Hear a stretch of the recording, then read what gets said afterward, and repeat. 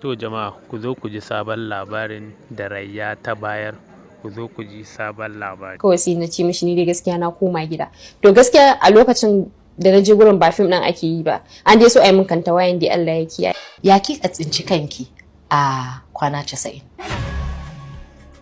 Wani tasiri Kannywood ta yi a rayuwarki? So yanzu misali tun da kika fara Kannywood har zuwa yanzu, menene abin farin ciki da baƙin cikin da ya taɓa faruwa da ke?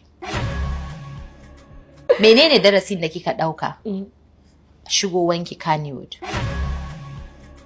Me yasa ya kai stage ɗin da ya kamata a ce yanzu kin fara producing naki films ɗin na kanki? Me yasa yanzu biki fara ba? Ban tara kuɗin producing ɗin ba. A'a wallahi kina da shi. Mutum biyu.